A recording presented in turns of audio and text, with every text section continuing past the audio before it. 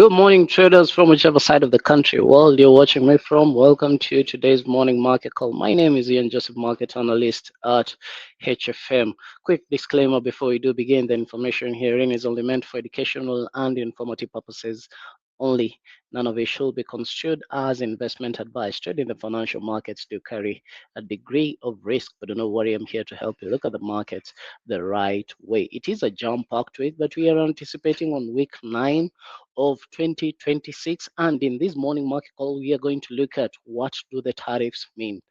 What do the tensions in Iran mean? And we're also going to look at institutional positioning, whereby we are going to look at the commitment of traders report, that and many more that we are going to look at. But first, I would want us to look into the HFM loyalty program. This is the biggest program HFM has ever launched. And let's familiarize ourselves with us.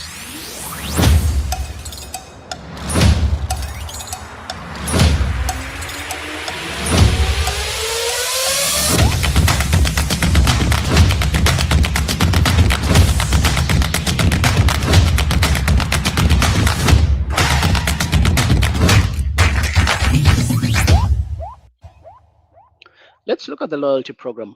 Now, in this program, you do trade, and whenever you do execute positions, you're going to earn TRPs or trophy reward points, and this is your currency for unlocking the trophies. Now, when you do begin the promotion, you're going to start as a rookie, where for you to attain 100 TRPs, you need at least $1 million in traded volume. This is equivalent to 2 lot size on gold. Now, these TRPs that you're going to unlock, you can redeem them for cash prizes. Let's take, for example, if you have 500 TRPs, you can redeem it for $5 in cash. Now, the more TRPs that you do have, the more cash or rewards that you can potentially unlock. Whereby, if you do have 250,000 TRPs, then you can unlock a smartphone, a high-end smartphone. Now, let's take, for example, you do have 8 million TRPs, you can redeem a gold bar that is engraved with your own inscriptions to your liking, or $55,000 in cash. Once again, we are going to have a supercar up for grabs, and this could be a choice of either. Now we do have the supercar and the luxury cars. For the supercar, you have an opportunity to get either a Lamborghini or a Ferrari. For the luxury car, you have an opportunity to either get a Mercedes Benz or a BMW. The ultimate prize is going to be an apartment in New York, or you can redeem it for $500,000 in cash prizes. Once again, head over to the HFM bonuses and promotion segment under the HFM loyalty program. Click join now. Terms and conditions do apply. If you have any questions, kindly put it in the chat section, as we are about to start the morning market call, where we are going to look at what happened last week. Now, on Friday, the Supreme Court did rule by a decision of 6-3, wiping out a chunk of President Donald Trump's tariff regime. And why did they do this? Now, looking at the Chief Justice, who's John G. Roberts, says nothing about whether tariffs are good or bad policy, but it does recognize that it is a major tax and that raising revenue is a distinct power that belongs only to Congress. Now, there is no tax without representation. Now, looking at this information, Trump did mention that they were authorized by a 1977 law, that the International Emergency Economic Powers Act, that no president has used to impose tariffs, but it contains the phrase regulate importation. Now, after the Supreme Court did rule the tariffs as illegal, we did see the markets being volatile. But Trump being Trump, on Saturday, looking at the article, and this is Article 1, Section 8 of Clause 1, the Congress shall have power to lay and collect taxes, duties, imports, and exercises, to pay the debts and provide the common defense and general welfare, but all duties shall be uniform through the United States. And it does mention that this is the distinct power of the Congress and not the White House. But afterwards on Saturday, we did have President Trump enacting more tariffs. Quite interesting. Now, the decision, why is this important currently at the moment? It is because it could spark a chaotic process to return the tax revenue that the government has collected. We are looking at more than $264 billion just in 2025, and the plaintiffs in this case were small businesses, including learning resources and many more. Now, if these companies do come forth and say that yes, we did pay more in terms of taxes and they do want refunds, remember this is money that the government already collected, and this is money that is supposed to go out back into the businesses pockets, which is going to affect the revenue of the particular country. Now, looking at once again on Saturday, after the ruling, just a few hours after the ruling, we did have President Trump enacting more tariffs. And on Saturday, he did mention he wants a global tariff of 15%, which is up 10%. He had announced a day earlier after the US Supreme Court struck down many of far reaching taxes on imports that he had imposed over the last year. Quite interesting. We are seeing this pull and shove between Congress and the White House. And he does mention that he didn't have to go to Congress for him to enact these tariffs as a result of, once again, the 1977 Act, which bypasses Congress. But we are looking at the Supreme Court ruling saying that this is illegal currently at the moment, and they would want to start refunds on these particular companies. Now, looking at geopolitical tensions, apart from the tariffs, we are seeing uncertainty already boiling up.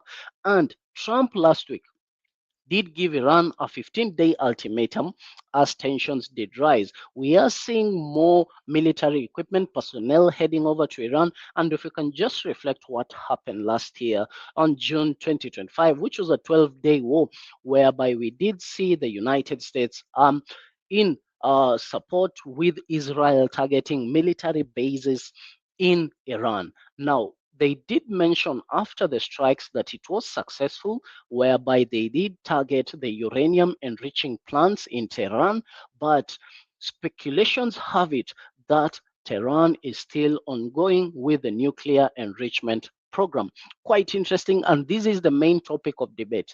If Iran does have nuclear warfare, it's going to bring a level of uncertainty in the markets, and aboard US Air Force One last week, whereby Trump did deliver a 2 week ultimatum to reach meaningful nuclear agreements with the US or face consequences, as Trump did term as really bad things could happen. Now, the warning delivered during the first session of his newly formed Board of Peace, which we did see President Trump building this board of peace, and he is going to bypass the United Nations. Quite interesting. The first time we have ever seen this happen. Marked one of Trump's starkest deadlines yet in a long and volatile standoff with Tehran. We are going to see what will happen potentially in the next 10 to 15 days if this deadline is not met, if Iran does not come to the table. And what Tehran does want, he did mention, and they did respond to in a formal letter to the United Nations Secretary General Antonio, whereby it did mention they are not seeking war, but it did warn that if the United States launches military action, the Iran would answer decisively and proportionately. Looking at this information, uncertainty is all over the air. What does this mean for us as traders? We are going to look at the charts in just a few moments' time. If you have any assets that you would want us to digest as a result of the tensions, as a result of the tariffs, kindly put it in the chart section. I'll be glad to digest it for you. Now, we're looking at this was on February the 18th, whereby one of Trump's advisor did mention that the boss is getting fed up. Some people around him warn against going to war with Iran, but I think there's a 90% chance we see kinetic action in the next few weeks. Quite interesting. This coming from one of the Trump advisors. Now, looking at the economic calendar, we are anticipating a relatively quiet week in terms of fundamental news releases. But right now, what could potentially move the markets is the geopolitical tensions. This could be the uncertainty that lingers in the air. What could happen in the next few days could potentially set the charts rising or falling depending on the asset. Looking at the commitment of traders, before we go over to the charts, I would want us to look at what institutions did in the past week. Now, the commitment of traders report, it's a good way that institutions are usually mandated to update their positioning each and every Tuesday, and the information is made available to the public every Friday. This information shows us how institutions are positioning themselves currently in the markets. If we look at metals and others under the disaggregated futures only on the short format, something interesting is happening. When you look at gold, now this is gold on the COMEX exchange under managed money. Ever since 10th of February till 17th of February, we did see institutions adding 3,779 net long positions, but at the same time, they did offload 92 positions, meaning institutions are looking at buying more gold in the near future.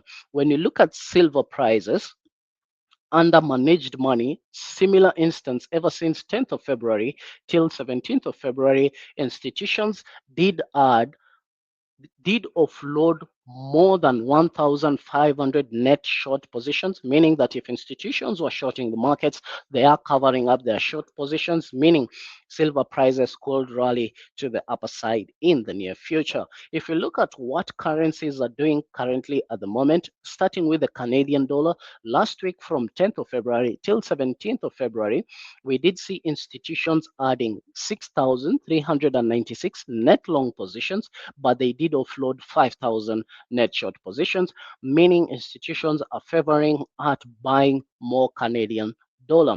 When you look at the Swiss franc, we did see no positions being added to longs, but they did add to short positions. But what I would want to pay attention to is the British pound, where institutions did offload 5,000 net long positions and they did add 9,700 net short positions, signaling that yes, indeed, institutions are favoring selling the British pound currently more than they are buying. When you look at the Japanese yen, quite interesting. And this could be a potential reason for the Japanese yen to rally to the upper side in the near future, where institutions added 3,500 net long positions, but they did offload a lot of short positions, signaling that yes, indeed, they are looking at buying the Japanese yen more than they are selling currently at the moment. I would want to go over to the charts right now, but before we do go over there, I would want to talk about the score and draw promotion, which is due to end this month, and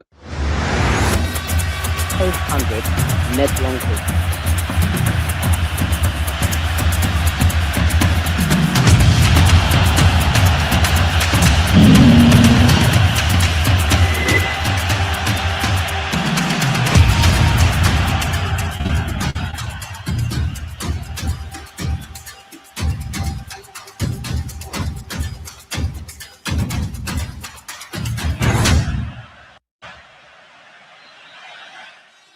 The score and draw promotion did begin on 1st of November. It is going to conclude on 20th of February, which is going to be in the next 5 days. Once again, a BMW 4 Series is going home to one of you guys, and a UK Premier League trip for two, all expenses paid for flights, accommodations, and match tickets. Quite interesting, noting how this is going to play out in the near future. We do have many more promotions on the bonuses and promotion segment, but first, what I would want to look into is where the money is usually made. And if you do have any assets, kindly put it in the chat section. I'll be glad to digest it for you. Looking at gold, the precious metal, last week on Friday, we did see this massive hammer candlestick forming. This was around 6 p.m. East African time, whereby this was when the ruling was made and prices did tank to the downside. Prices did come test on the 50 period and the 200 period, and this was just on the crossover, and prices aggressively moved to the upper side. From the lows that was made on this candlestick till the closing price of Friday, prices did move more than 2.34% to the upper side. But looking at Asian session today, as a result of the uncertainties, prices did move more than 360, 370 pips to the upper side. This is more than 0.7% of its total value, but we are seeing the markets currently correct. But with the uncertainty that we are seeing in the markets, we are looking at more net long opportunities on the precious metal, gold. If we do have a retracement, looking at it on a larger time frame, we are still way below the all-time highs that was formed back in January. Towards the end of January, if I can highlight it, gold did make all-time highs around 5,595, which is quite a long way from where we are currently at the moment. And could we see gold making potential all-time highs in the near future? There's only one way to find out, but this is more than 8.6% of its total value. We are currently trading above the highs that was formed during February session. And as you can see, prices did open just shy of the high that was formed on this particular candle.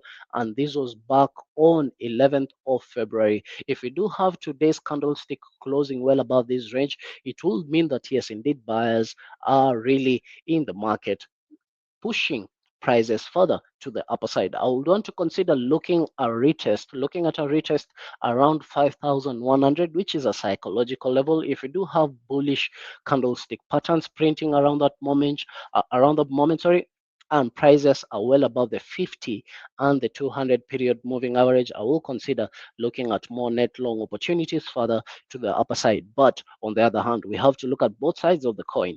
If you do have candlesticks that close now well below the opening price of Monday today, which is around 5,109, we do have a clear closure below that price action. I will consider looking at prices potentially coming back down to the highs that was formed on Thursday last week, which is around 5,000 mark, which has been a psychological level on gold price for quite some time now. If you look at how gold did linger around the 5,000 mark for quite some time, and it potentially could act as a region of support in the near future. But currently, at the moment, with everything that's happening, institutions would want to take a cautionary approach in the markets, looking at precious metals as a safe haven in the near future. And we have seen the commitment of traders report actually showing us that yes, indeed, institutions from 10th of February till 17th of February, they did add more net long positions, signaling that yes, indeed,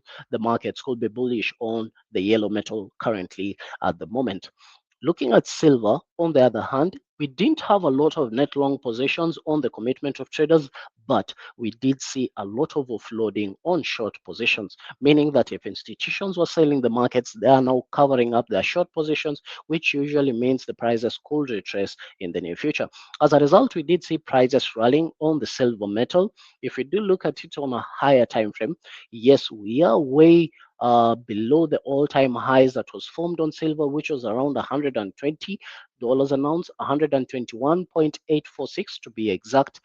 But looking at price action, similar to what we are seeing on gold, prices is approaching the highs that was made when February candlestick did open. And I would want to identify this region here as a potential region of interest that I would want to pay attention to. If I go down to the 1 hour time frame, zoom in where charts are currently at the moment, we are now currently trading well above the highs that was formed on 10th of February, which is around this particular region. If we do have a retest, which we are now currently having, this region that was once resistance is now acting as a region of support, whereby we did see ever since Asian session did open, prices did jump to the upper side. We are having a retracement back into that zone. If we do have support forming around $86 an ounce and the tensions do continue to persist, I will consider looking at more net long opportunities further to the upper side. But on the other hand, if we have Iran coming to the table, having a breakthrough in terms of the negotiations with the United States and tensions de-escalating, also looking at the tariffs, then I will consider looking at potential if prices does close below this range, closes well below the opening price of Asian session today, which is around $84.5 an ounce. I will consider looking at deeper retracements potentially for prices to come back, filling the inefficiencies that we have been living in the past. But if you look at it on the 50 period and the 200 period moving average, prices are trading well above the price action, signaling that yes, indeed, institutions, we have more bulls than bears currently at the moment. We are seeing the RSI currently trade at 66. It has come from highs around 89, signaling that yes, indeed, buyers are really strong in the markets. If I can identify this region, I would want to see prices coming back down into the 40 to 50 region on the RSI. Oh, we are having massive volatility currently at the moment, whereby prices has just broken below that region. If you do have prices coming back into the 40 to 50 region on the RSI, and we do have clear bullish candlestick patterns forming around this particular region, I will consider looking at more net long opportunities further to the upper side. Now, we have to consider that today is Monday, where the markets usually are trying to find the direction where could we potentially head to. Now, the weekly candlestick has just started, and it did start with a bang, a bullish wick to the upper side, but we don't have any wick to the bottom side. We might anticipate prices coming back down, tapping onto the opening price of Asian session today. Now, the region that I would want to pay attention to now is the $84.5 an ounce. I have Queen wanting me to look at the S&P 500, quite interesting, and looking at what the stock market is doing currently at the moment. Now, last week on Friday, the entire of last week, we did see prices consolidating after the massive dip we did see on 12th, but we are now currently correcting.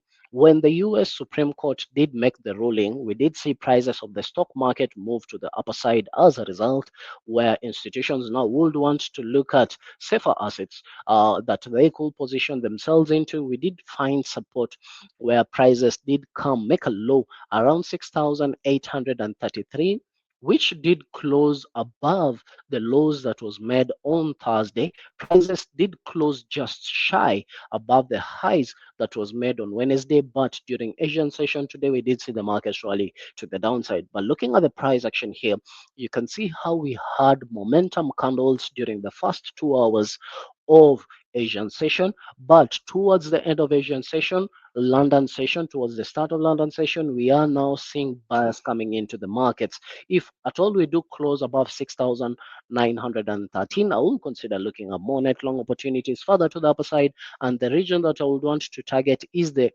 region of resistance that we were identifying last week, which is around 6,700 on the S&P 500. Now, looking at it, this could be a targetable range in the near future, but this is all going to be dependent on what is going to happen in the next few days. But once again, we are seeing prices correct on most of the assets going back to the opening price of Asian session today. But on the other hand, if we do close well below the lows of Friday, I will consider looking at shorting opportunities if we do have a breakout and retest around 6,842. I have Eric wanting me to look at the NASDAQ. Beautiful asset to look into. And the NASDAQ this week is going to be really active. Why? Because we do anticipate earnings for the tech giant. If you can look at the earnings calendar, let's wait for it to load.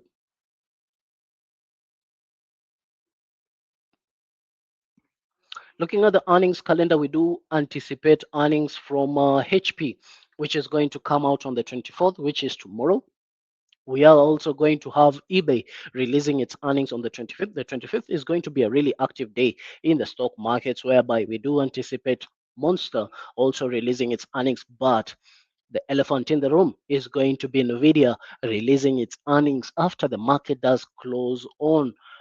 This is going to be on Wednesday of this week, whereby once again Nvidia does hold the biggest share in the Nasdaq currently at the moment. And if the earnings do come out better than anticipated, we do see positive sentiments from the company, then we might anticipate the Nasdaq potentially being stronger in the near future. And as a result, we do anticipate the Nasdaq to also move to the upper side. But currently at the moment, we are seeing Nasdaq forming a low, similar price action to what we did see from Asian session, where prices did rally to the downside, did find support around 24,790. We are getting buyers coming into the markets currently at the moment. If we do break above the highs that was formed during Asian session today, which is around this particular region, just shy below of 25K. I will consider looking at more net long opportunities to the upper side, potentially for prices to come back to the highs that was formed on 12th of February, around 25,323. My presentation is too tiny.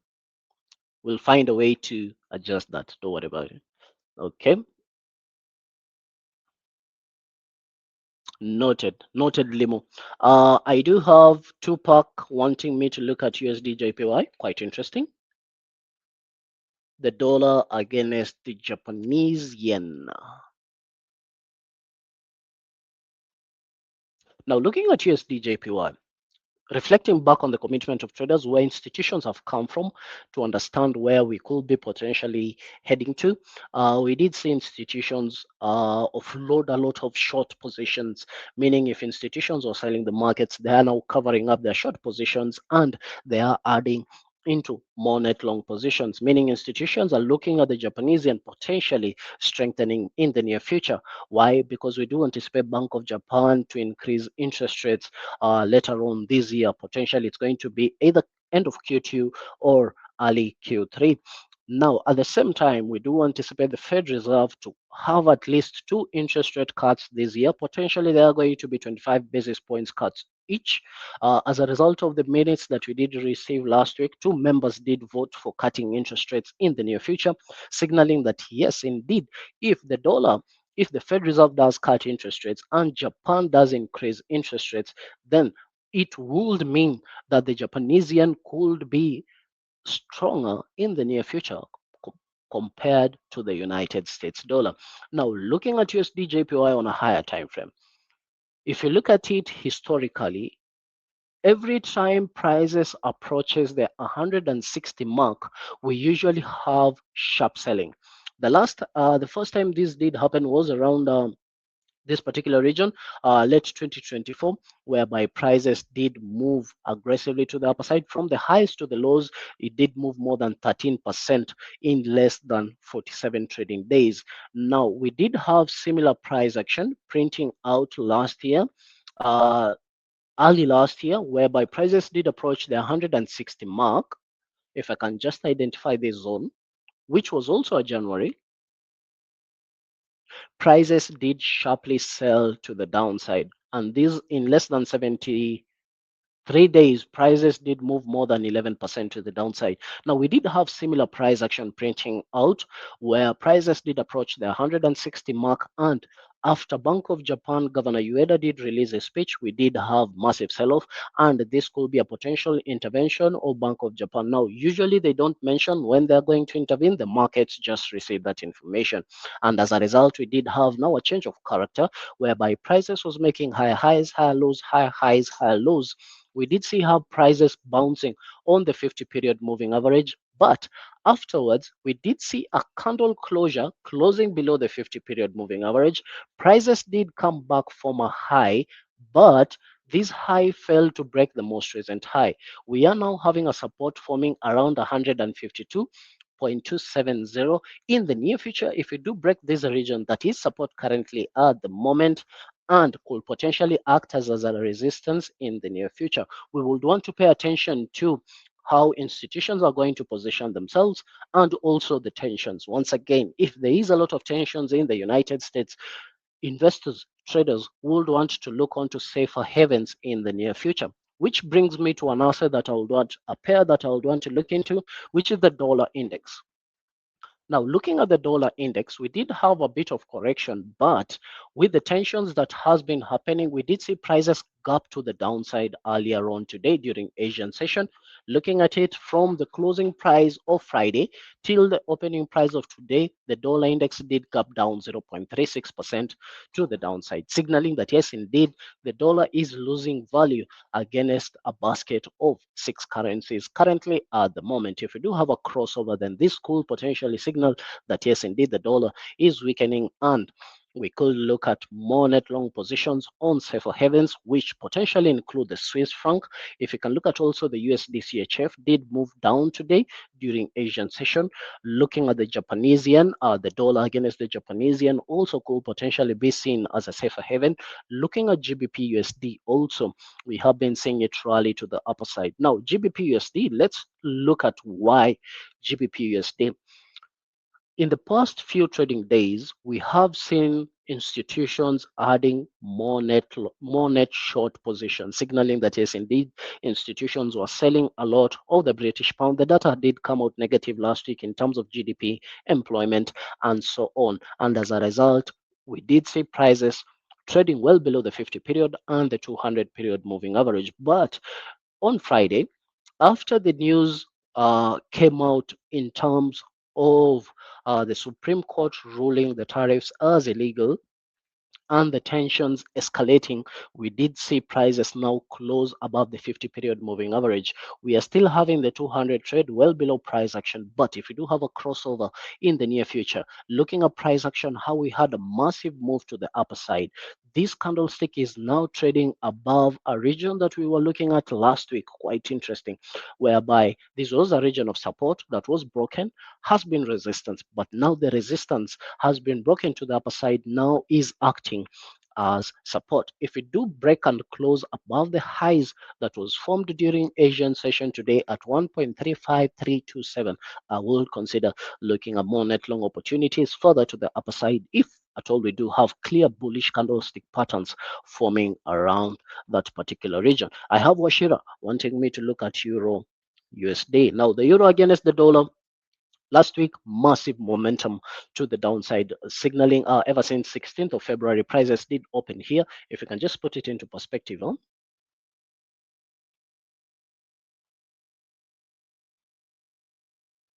This was Friday. Now this would have been Thursday, Wednesday, Tuesday, Monday. So this would have been the opening price of Monday. This would have been the closing price of Friday, where prices did move more than 80 pips to the downside. This is close to 0.69% of the total value. But look at what is happening currently at the moment. Massive momentum to the upper side. This region that was once support, if I can just highlight it to the upper side where prices, this would have been the last order block that we were looking at, where prices did make a last bearish candle before the upwards move to the upper side, which was broken in the near future, now is being tested. We did see prices break above the 61.8 level. We are now retesting on the 50 level on the Fibonacci. If we do have candlesticks that close above the highs that was formed during Asian session today, which is around 1.18349, I will consider looking at more net long opportunities to the upper side if at all the tensions do continue to escalate in the near future, and also the tariffs, whereby we have seen Trump just a few hours after the Supreme Court ruling that tariffs are illegal. Trump did enact more tariffs. Currently, at the moment, he does want more than 15% on all countries to be tariffed when they are taking goods to the United States of America. Quite interesting. We have looked at USD JPY, Tupac. Libo has a suggestion on Facebook. It's much better for those who find it tiny. Beautiful, beautiful. Okay, that's going to be it for me for the morning market call. Once again, this is going to be a really important week for us as traders, but we have to take into consideration that this is the final trading week of the month of February, meaning the monthly candle is supposed to close this week on Friday, and we do anticipate a lot of volatility. Remember, the goal number one of a trader is capital preservation. Money comes next. I do believe we have looked at GBP USD, Baraka. Now, these sessions are usually updated on our YouTube channel each and every day after the session. We usually update it to our YouTube channel, whereby you can go through the information as much as possible. That's going to be it for me. Once again, my name is Ian Joseph, market analyst at HFM. May the pips be with you. I shall see you when you do see me next. We do have our pip stop tours currently ongoing. Just to touch on that, actually, whereby we are going to resume our coastal pip stop tour. If you're around coast, kindly purpose to attend, whereby we are going to have quite an interaction. You're going to have an opportunity to network. You're going to have an opportunity to win cash prizes, the door prizes, and we are going to start with Voi on the 27th of February at the Two Oceans Hotel. Then we shall be off to Mombasa on 2nd of March at the City Blue Creekside Hotel. Then we shall be off to Kilifi on 4th of March at the Hotel Titanic. Then Malindi on 6th of March at the Hotel Rafiki. And I do believe we are going to conclude at that with Malindi.